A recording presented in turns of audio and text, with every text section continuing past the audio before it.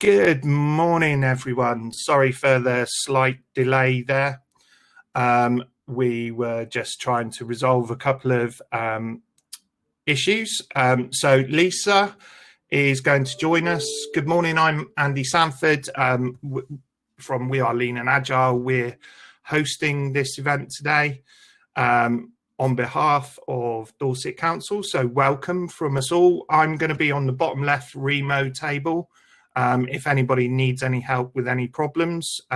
Lisa, do you want to switch your camera and mic on and do the introductions? There we go. Brilliant. You're making me nervous there, Lisa. Sorry. Oh, good morning, everybody. It's never goes quite entirely to plan, even though we test and test and test. There's always a few niggles at the beginning, and as Andy said, this is the first time we've used this technology and worked with Andy, so it's a trial run, and hopefully it will all go fine. But welcome to everybody. Welcome to our 8th digital network event. We have the network really to raise awareness across Dorset of digital, enable people to make new contacts and share information and knowledge. And we do have a podcast that runs in between our networks, so if you haven't heard or listened to the podcast, we can send you a link to that, and you can tap into that in between events. I have to say our last network, the theme for that was humans before tech, and we had lots of great positive feedback and conversations as a result of that one. But this time we felt, with everything that's been happening in the world, it was timely to have a think about where we are in terms of future Dorset. So that's our theme for today. The network is a team effort in terms of putting it together, and normally we share the hosting of the network event, but I was volunteered today by the rest of the team because we felt it would be better for one person to be consistent throughout, because it's a virtual event. So thank you ever so much for joining us. And Andy's going to give us a quick overview of the environment. I know it's quite different if you haven't seen it before. It's quite sort of unusual because it gives us this real flexibility to do networking, perhaps that other tools we've used for conferencing doesn't. So if I just hand back to Andy quickly to give us that overview. Okay, brilliant. I'm going to go through ever such a quick PowerPoint, really, just to keep me on track. There we go. So let's just share my screen. So first up, for anyone here, if you want to see the screen large, click in the top right hand corner of the image and you can go full screen with that. So let's crack on. First up, we're in presentation mode now. So when we do presentation mode, everyone from the tables goes mics off, cameras off, and is listening to the people on the stage. We can do interaction in a minute. Up the top left-hand corner, you've got chat. 3 different types of chat you can use. You can carry on your table conversations in general chat. In table chat. You can speak to everyone via general chat, and we'll try and keep on top of that one. There is also the participants list, so you can see who is here. And there is the Q&A. Q&A is where we will ask you to put your questions, and what you can actually do as well with your questions is, to vote them up. So the most important questions then can be taken by the speakers. And I believe any questions that come in, we'll be trying to pick up afterwards. If we don't have time to do it directly, we'll pick it up with you afterwards. And various people are all around the tables anyway to help you. So quick flick now to the next part. So today's event arena, just to let you know where it is. Top left hand corner, you've actually got the 5G table. So if you want to go and have a chat about 5G, we will be there to help you with your questions. Top left screen that you can see is a little intro to Remo that you can use. And that will just walk you through some of the basic functionality. Agenda top right. Top right hand corner, there is a little icon where your name, your first letter of your first name, maybe, if you haven't updated your profile. If you want to update your profile and add a photo and add your LinkedIn link and add who you are, where you are, all of those sorts of things, if you click on that and edit that, you can update that. So moving around the tables is easy too. Just double click on an empty seat and you will move to that table. Bottom left table, I will be sat there if people are having some problems, and I can try to help you through those. So next up, just to let you know, in terms of your screen, so you'll see a slightly different screen along the bottom. Bottom left, there is actually direct support from Remo, and if you are having problems, I would encourage you to use that.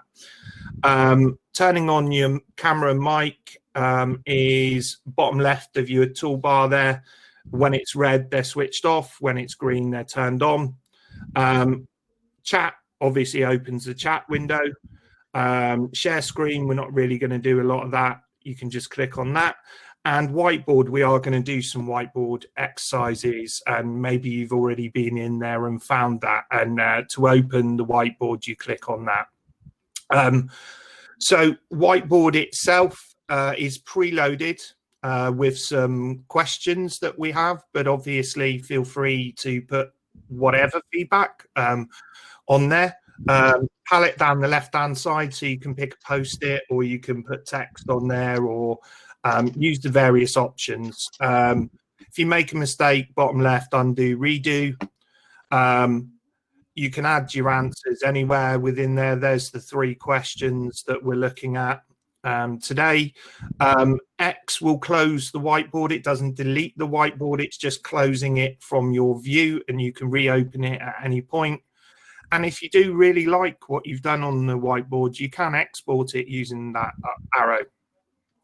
So as far as that goes, that is all that I was going to explain. If there is any questions at this point, do feel free to ask them. I'm just having a look. So Peter Gill has asked about the podcast, and I'll get Sam to paste a link into the chat so that people can access that if they need to. Thanks, Peter. Good to see you today. Okay, so we did want to just test use of chat as by way of our icebreaker. We always have an icebreaker for the network. So if everybody wants to pull up the chat if you haven't found it already, and then in the general chat area, my question to you is, during lockdown, what has been your go-to app or website during the lockdown period of COVID? So type your answers in. Oh, here you go, already off. Wow. I can't keep up, it's going so fast. Lots of Teams, Zoom. Team Zoom. Sainsbury's delivery just came up. Hangouts. Oh, I don't know that one. Blue jeans, Alex. Oh, wow. YouTube or Screen Vessel Finder. Wow, so there's some really good selections in there. Oh, Majestic Wine. I like that one. Okay, running apps. Yeah, if we get that healthy lifestyle whilst we're stuck at home. Brilliant, excellent. Looks like everybody's found the chat and that is working. So, we thought we had Matt Prosser, but it looks like have we got Matt in the room so we can call Alex and Matt up to stage, or do we need a few more minutes for? Should we just take a 2 minute break and get Matt obviously Matt being the most important person in this next part, we might or the other option we can start with Paul if we could switch things around if we're still trying to sort. So should we do that? Should we start with Paul's presentation? Oh, hang on, we might have Matt back.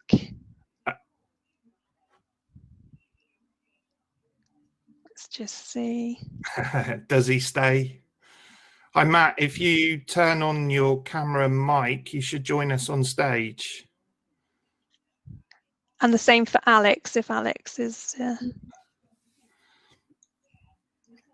Oh, I'm just seeing... Ah, brilliant. Thanks, Alex. We got Alex.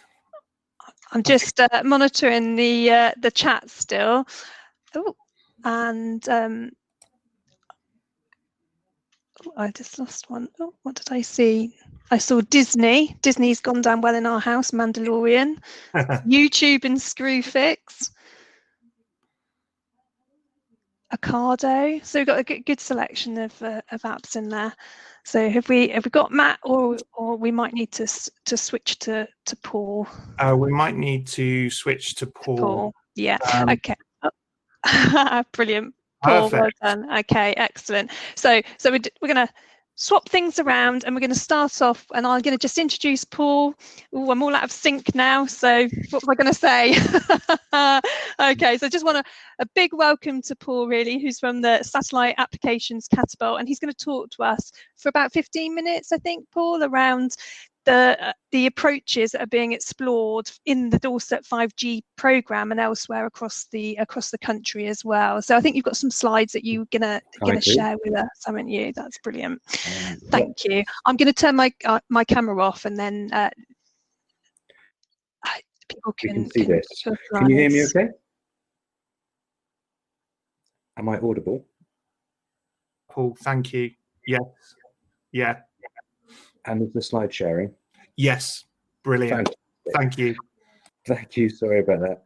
So, well, good morning, everyone. So I'm Paul Febvre. I'm Chief Technology Officer at the Satellite Applications Catapult. Just a quick intro to Catapults. We are non-profit distributing research and technology organisations. There are 9 in the UK, distributed all around the country, and they focus on different areas of the economy, even things like pharmaceuticals. So there's a catapult for cell and gene therapy that's been very active in the whole aspect of COVID-19 vaccine manufacturing, actually, high value manufacturing and others as well. So we're the only one in the space sector, and we focus on things like how to use satellites to actually improve people's lives. So one of the things I was asked to do today was to talk a little bit about 5G and set some context for the work that we're doing with Dorset in terms of trying to create some environments in which people can experiment with the new technologies. And I just wanted to introduce a couple of aspects of 5G.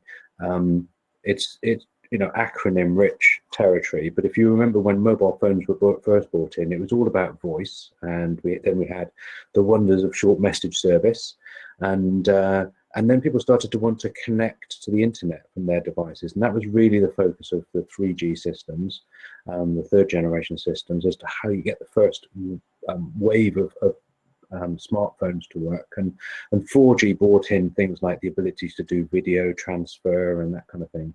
And 5G actually is not only about more data and things like virtual reality and augmented reality that are providing better broadband services to people on the move, but also starting to look at how do we provide much more effective means of communicating with devices or between devices and machines.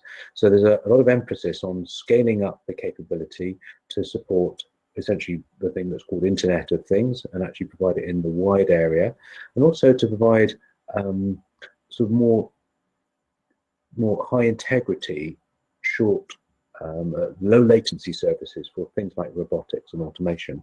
So there's a lot of work going on in the research community to make these available. And what we were doing in Dorset is to try and create these environments in which people can experiment with and innovate around the technology. So just want to touch a little bit on the way the systems work, very, very briefly. Of course, it's wireless. We're not connected with wires. We're connected with wireless signals, and that requires radio frequency spectrum. And when we've had the first generations of systems, for instance, for 2G, they're called 2G because before then it was all analog. So the first digital systems was 2G, GSM. It was in this territory here, about 1 gigahertz, 800 megahertz, 900 megahertz, just less than 1 gigahertz. And then, but the problem there is that there's not very much bandwidth you can can play with. And if you want more data, you need to have more bandwidth, and it's almost proportional. So then we started moving up in frequency bands to around 2 gigahertz for 3G and 4G, and 5G opens up the spectrum enormously to go up into the much higher frequency bands, so that where there's gigahertz of spectrum available, which in a gigahertz roughly means you can do a gigabit in round terms. So these techniques, everything now is digital, transferred over the wireless spectrum. It doesn't matter whether it's video or whether it's sort of sensor data or audio. It's just all turned into bits, put on the transmission and sent over the wireless systems. And something to note is the higher you go in frequency, the more difficult it is to propagate. The signals don't propagate very fast. You need many more cells, and that can give you more capacity, but it means you need more infrastructure. And that's really important when we look at some of the aspects of how the services will be deployed. And it's one of the challenges that we face, and we've faced it for many years in all generations. If I go back to 3G, for instance, this was the map that Ofcom created of the connectivity for 3G. This is in 2013, so 7 years ago, back in the arc. And the pink area is the geography where there's less than 25% coverage of 3G. You think that was 2013, but in 2013, we started to see the switch of 3G to 4G. Actually, the 4G infrastructure was being rolled out even before we'd finished covering the UK with 3G. And we'll be familiar with that even today. If you look at 4G, the signals aren't ubiquitous, they're not everywhere. And what's going to happen with 5G? Well, it's probably going to be much the same. And that really brings some challenges from sort of exacerbating the digital divide. So one of the things that we need to look at is what kind of things are important to do. And we experience problems with connectivity all the time. We might be actually in a traffic jam and not actually able to communicate and tell people what we're doing, which can be really irritating. And everyone knows what sitting in a traffic jam is like. Although I don't think you have any traffic jams in Dorset, I understand, but one day I'll experience the life. But the consideration here is perhaps in the future everything will be fine, because we won't mind sitting in the traffic jams because the car will be doing the driving and we will just be relaxing and being productive. But we better have some connectivity for that. And this is what's driven some of the investment in connectivity for satellites. So this is a picture, you can see it's a Toyota. It was 5 years ago at Satellite 2015, and it was the first time we envisioned the possibility of being able to provide connectivity to passengers in consumer vehicles via satellites. And I'll tell you a little bit about what that journey is starting. I'll just bring satellites a little bit into focus here. Of course, I'm a satellite catapult, so I'm going to do this. But classically, satellites have been focused on very hard to reach areas like the maritime sector and aviation sector, and they're part of the way in which we connect across the planet. But there's a revolution taking place right now, and many of you will have seen a couple of things that have happened in the press recently about OneWeb, and that's what we call a mega constellation. Instead of it being only half a dozen satellites to cover the planet, there are hundreds of satellites, and there are two main constellations. One is OneWeb, and the other one's called Starlink, which is being invested by Elon Musk.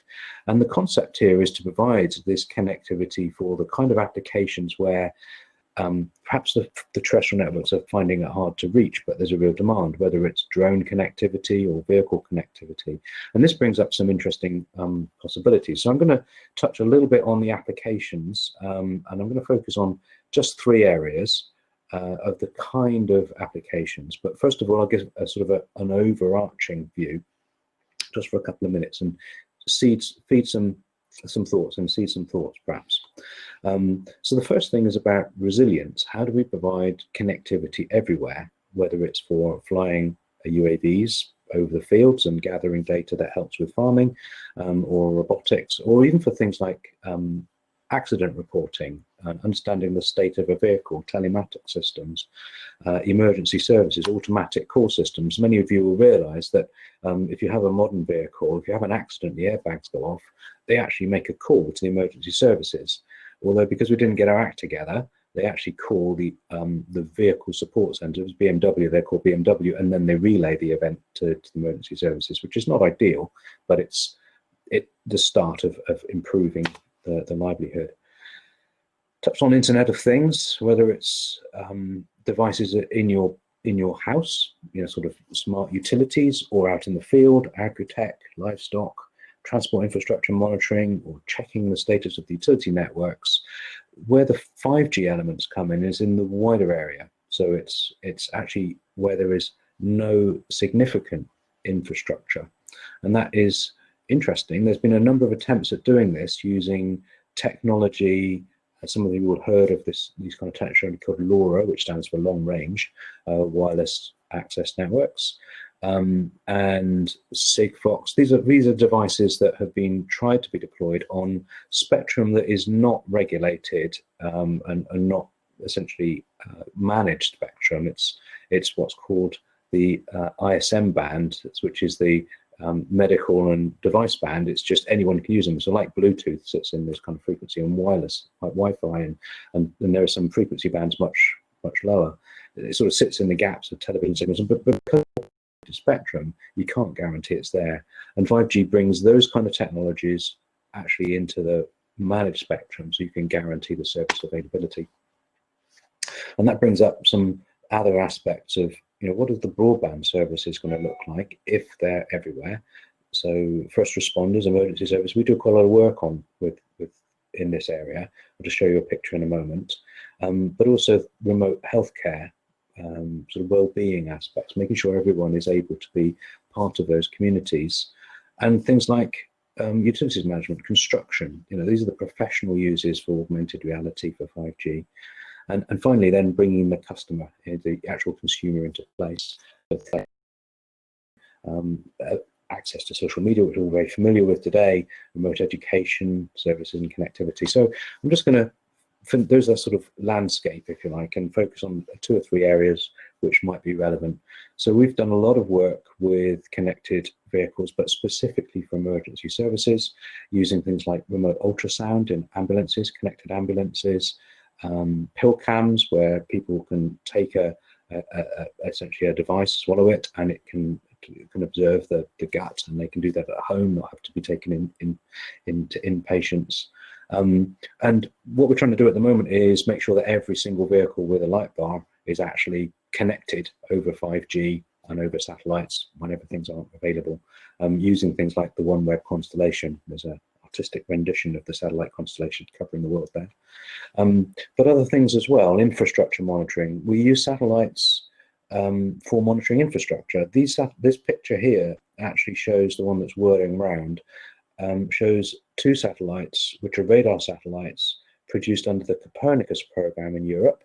And these are Planet Watch satellites. Those ones are radar, but there are others as well that can that look at things like ocean temperature. They're Planet Watch satellites. They cover the planet every 6 days. And you can use them for things like monitoring movement of infrastructure, so landslips or bridges or anything remote where it's difficult to get to. And these little red and green dots here, this is millimetric movements of structures in this field of view. And you can see the kind of constructs here where we've detected failures of this was actually the Hammersmith flyover, but also for things like tailings dams. And actually, when you look at 5G, the actual aspect of connecting infrastructure, it really becomes interesting. So Hugslock in Dorset actually making smart infrastructure that can go into road networks, smart road studs, so Valoran. These are SMEs that we support. So how do you actually deploy the technology into the infrastructure using the connectivity to make it smarter and understand how you operate? And the final thing I'm going to touch on today before I close is the aspect of the future of farming, because it's really applicable to the rural areas. And this is some work that we're hoping to continue to deploy over the Wessex Internet infrastructure, the whole of the central belt of Dorset, providing connectivity services for the farming community and or the enterprise community working in the remote areas.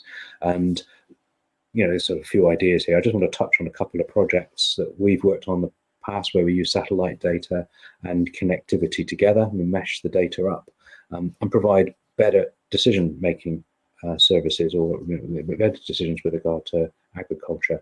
And so the way we see it in the future is that satellites and terrestrial systems will be working together to connect this sort of create this connected fabric where enterprises can do things that previously they couldn't. So that's really the summary. Just coming back to this picture, this is a picture that was produced by Ofcom. It's on their website. It's very, I kind of like it because it just emphasizes the fact that it's quite a rich landscape of potential. And well, I'm just looking forward to working much more closely with Dorset on the opportunities that come about from 5G and satellites working together. Thank you. That's the presentation. I'm just trying to come back to you, Paul. Sorry, a bit slow on the whole clicking on the camera. That was brilliant. Thank you ever so much for that. I'm really intrigued about the texting cows, and I can imagine their little hooves on their smartphones. Where do we have texting cows? Well, I think it's the augmented reality that the cows want. I mean, you know, they just like to put the goggles on. And now there would be a vision in a field, wouldn't it? So Marnie's got a question. Are you happy to take a couple of questions, yeah, Paul? Course, absolutely. Right. So Marnie's got a question in terms of, is something now being done to protect all this from solar flare activity? Ah, well, that's interesting. So the solar flares have potential challenges for satellites, but they do for lots of infrastructure as well, and power infrastructure and telecoms infrastructure on the ground. So what we're doing in solar, from the perspective, we call it space weather. You can have weather in space. So in fact, the organisation, the Met Office in the UK, has a special department that looks at space weather.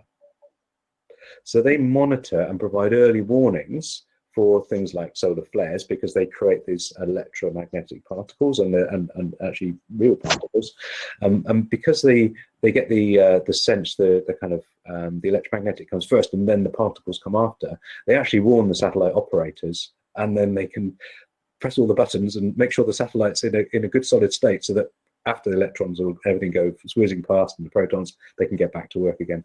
So this is part of the normal operations for satellites. We have space weather stations. In the future, wow, we might see satellites actually being deployed actually deep in space. If you're ever into space, you'll realize that, you know, gravitational effect, you have the sun and the moon and the earth, and it pulls all the tides around. But there's a few points in space which are called the Lagrange points, which are kind of areas where you've got almost a point where you've got a minimum in terms of like a mini gravitational well, and there's one between the moon and here, and there's a couple around the planet. So the idea of putting a satellite at a Lagrange point halfway around the sun in the same orbit as the Earth means that you can actually see what's going to happen on the other side of the sun before it gets here. Oh, that's brilliant. Hopefully, Marnie, that's answered your question. Now Paul is going to be around for the whole network meeting, and I'm sure you're going to be happy to hop around tables. So if there's any other questions that people want to come and talk to you about, I'm sure you'd be more than Thank you for inviting me. That's no real pleasure. Thank you for us. So we're going to try and attempt to call Alex and Matt back up onto the stage now. So we're going to cross our fingers and see what happens. So do we have Matt and Alex? Hello. Hurrah! Brilliant. Yeah. Hello. Hello, Matt. Hi. Oh, and Andy's gone. I thought you disappeared again then for a second. So we've heard a bit about the technology and that kind of smart place technology, and really now just want to have a talk about sort of some of the use cases, really. And so really welcome to Alex Smith, local digital entrepreneur, and Matt Prosser, Chief Executive of Dorset Council.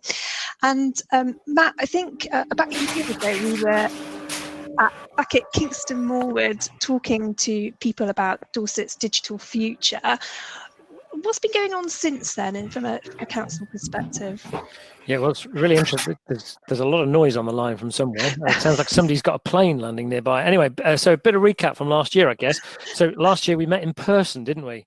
Who remembers those events when you actually sat around physical tables and coffee was real and you didn't have to go and get it yourself from the kitchen?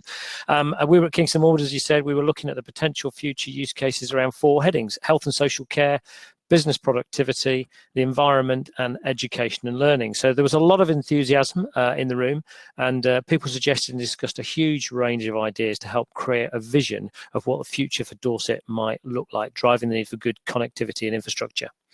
So since then, some of the things that have happened, which have focused our thinking, enables us to concentrate on certain applications. First of all, we obviously continue to work with commercial partners and government to invest in and deliver full fibre networks, the essential backbone that we need for digital communications now and into the future. And despite, I've had a few techie issues this morning, actually, during the global pandemic, the tech has held up really well for Dorset Council. We've got 2,500 colleagues working from home on a daily basis, and very few instances of issues with that technology. We're obviously relentlessly seeking significant additional investment. Needs to build more of this critical infrastructure, and we're working with our 5 local MPs who cover the Dorset area, and one of them is taking a lead for us. I'm part of that, Chris Loader, who's the new West Dorset MP, and he's been helping to support us to batter down the doors of those doors that need banging down in order to make sure we're getting that right investment in. We're working with our neighbouring authority, Bournemouth, Christchurch and Poole Council, on an investment case to see which ideas could be pursued across the whole area. Obviously, we know that we're not an island, and connectivity doesn't stop just because we've got to the county boundary. We need to work with our partners, and certainly we're working with BCP on investment cases across there. The third area that we've got is the start of the 5G programme in Dorset. And really interesting listening to Paul there. I managed to get into it, which concentrates on 3 or 4 specific applications in locations across Dorset, including looking with the RNLI, Maritime and Coast Guard Agency and others at how 5G can keep visitors to the Jurassic Coast safe. And some of the cases include digital signage providing info on tide times, weather conditions, sensors to track life-saving equipment, check that's all working, and advanced search and rescue techniques, which are going through. So we've made some progress in this last year.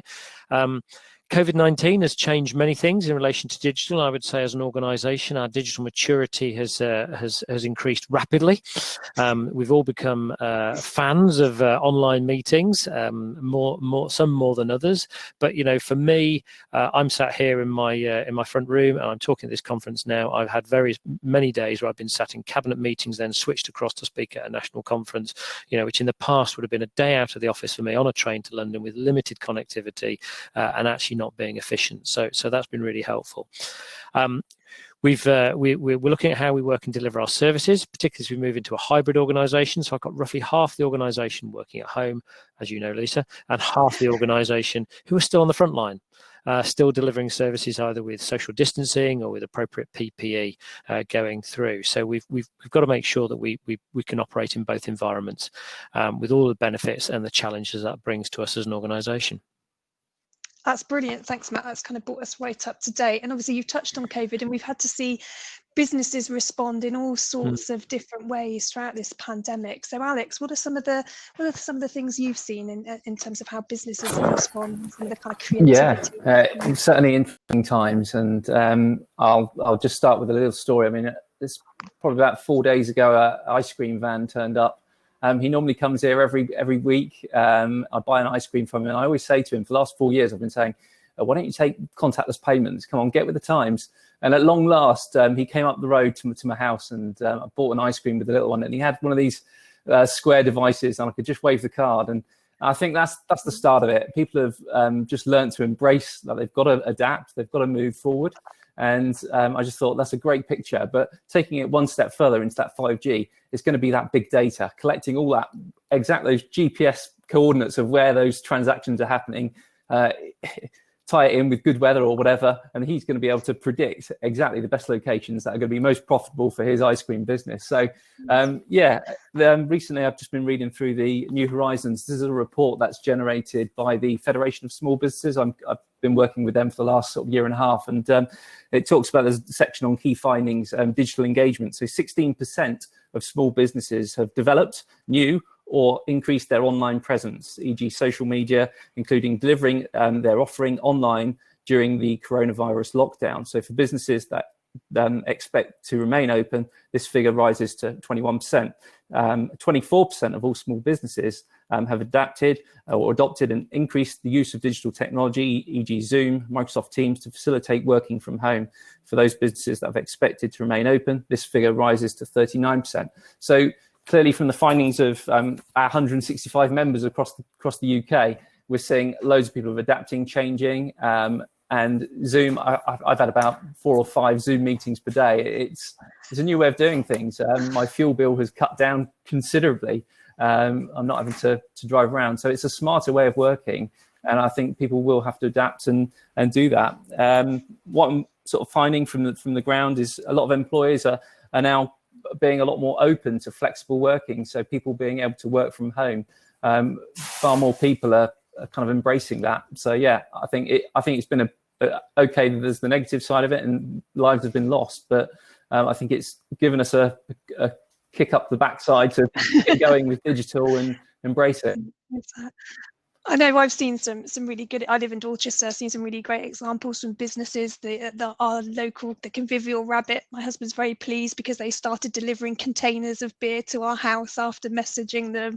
You know, my daughter is now doing her lessons online through the school, and our curry house is now online and doing online orders. So yeah, it's had a real impact for those small businesses. I don't know if anyone's heard about these robots that Milton Keynes have. They've been trialing it, and they deliver from like your local co-op, and it's all done through an app.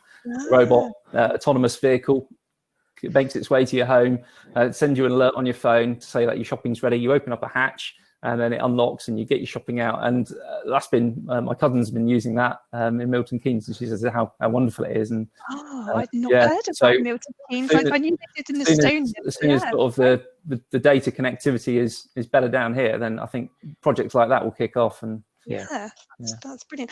How about from a public sector perspective, Matt? Have you seen sort of some creativity in the way that services have been delivered now? Oh, I think we've seen huge creativity both in public and private sector across the piece. But from our perspective, obviously, one of our responsibilities has been to protect those who've been vulnerable through COVID. And so we stood up our Community Shield offer, which was for those who were shielding, but also the wider community who needed support. And we've done that through virtual teams, team members who weren't necessarily working in those services. We had a digital skills agency. This was people whose jobs had been closed because the government had said to stop. So this was people like working in our libraries, our leisure centres, our country parks, and they were brought together in a virtual environment to support that offer to our community, and that's just been impressive. So there's the online piece of that, and then there's the physical on the ground delivery part of that, made slightly easier. And I'm seeing the chat bar talking about less traffic on the road, slightly easier delivering things when we're seeing reductions in traffic. And David's just put currently around 10% reductions on normal traffic flows at the moment. But during the height of the pandemic, I think the flows, and David will correct me if I'm wrong in the chat bar, that we were seeing flows down to 85% there in terms of parts of that. And I certainly remember when I was the occasions that I had to drive, I should say, an electric car arrived for me on the day of lockdown. Very disappointing. I think it got cleaned more than it was driven for the first 4 weeks. It just felt normal to clean the car on a Saturday afternoon, even though I hadn't driven it. But you get out on the roads and there's just nobody there. So our delivery work and our work on the highways was very, very different through that. So we've seen solutions to problems and solutions to issues that we had in a real world brought into the virtual world. So how do we keep 2,500 colleagues engaged, and how do we make sure that people are still being connected through this? Because that's one of the challenges for businesses. Listening to the chief exec of is it now called the NatWest Group online, they've got 50,000 colleagues working from home currently. How do you make sure, I've got 2,500 colleagues working at home. How do we make sure that we're protecting the mental health and emotional health of our workforce?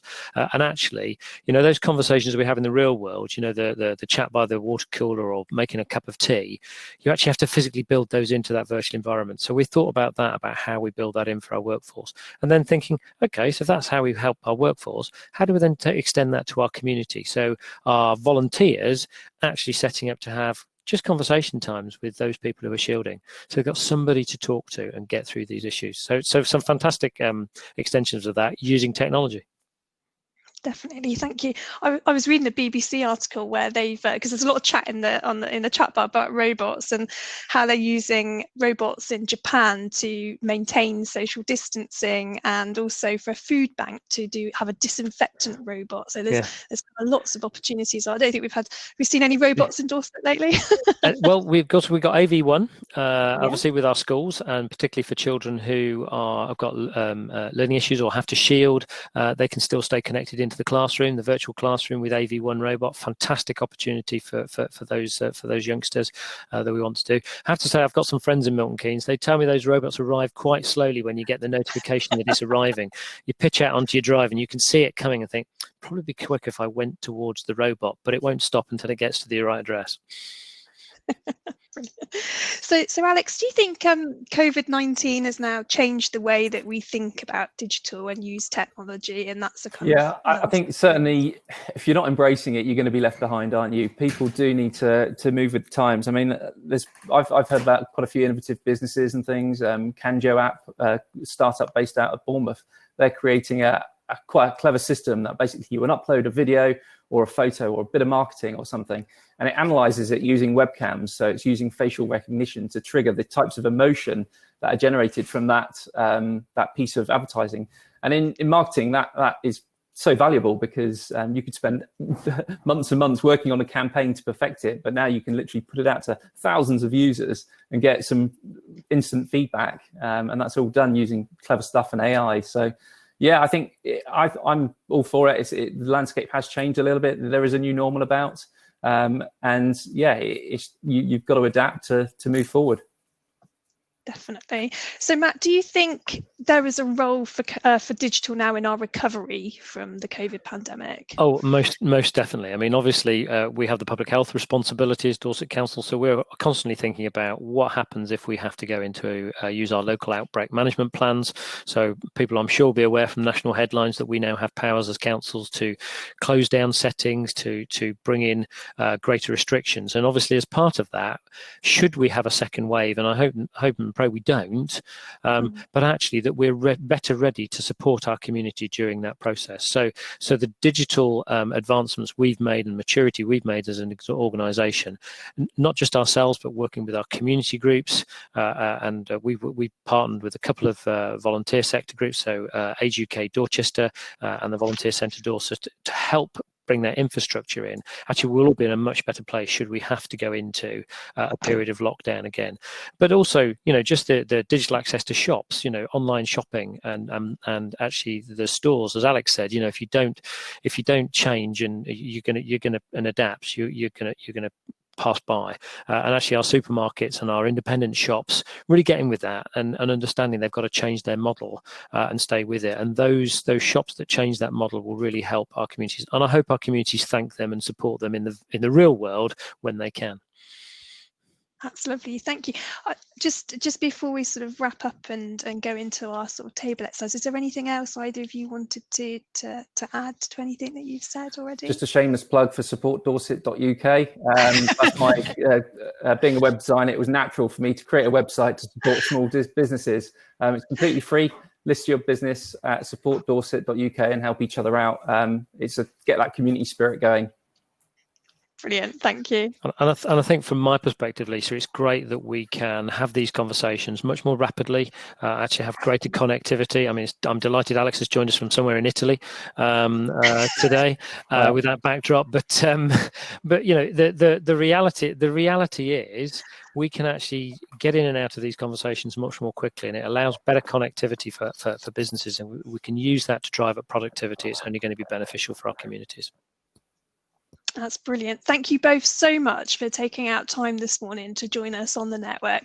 There's lots and lots of comments on the chat, and I think you're both able to stay around and kind of network on the tables and speak to people if they want to. So really appreciate that. Thank you. Thanks, so our next section, because we always try and build in time to allow networking and conversations, On your tables that you're on, there is actually a whiteboard functionality. So if you click on the More button, you will see a whiteboard option. So when we go back into the room away from the presentation mode, your mics and your cameras will come back on and you'll be able to talk to each other, and you'll be able to look at the whiteboard. On that whiteboard is the image that we produced last year after the Kingston Moorwood event, where we were talking about future Dorset, and there are 3 questions we have posed to kind of provoke the discussion. The first one is the image itself still representative of our thoughts of what a future Dorset should look like? The second one is in terms of, following the COVID pandemic, is there anything that we should be really prioritising? And the third one is, have you got a potential use case for 5G that you've thought of? So you can make notes on the whiteboard as well, and we'll be able to collect that information in. But there will also be opportunity when we go back into presentation mode, you'll be able to put any key discussion points or questions back into the chat bar, and we'll be able to pick those up and have a conversation. So just to recap, it's kind of time for tabletop discussions. Look on the whiteboard for the future Dorset map and the questions. If you can have some conversations around those, make any notes on the whiteboard or bring them back afterwards into the chat, then we can pick up on any questions. I'd suggest you sort of start off on your table for at least 10 minutes to kind of get that conversation going. But then actually, if you do want to move tables, that's the beauty of this. You can start to double click on another table and drop into perhaps a different conversation that's taking place. So do feel free to move around. And on the side, we do have a table where we've got people involved in the 5G, the smart place work. So you can go and have a conversation with those people if you would like to. So we're aiming to do this until 12:15, and we will do the little call out where it says sort of 20 seconds to go back into presentation mode. So have the conversations, and I'll be dotting around as well, along with Matt and Alex and Paul, and we'll see you back in about 20-25 minutes. Okay, thank you.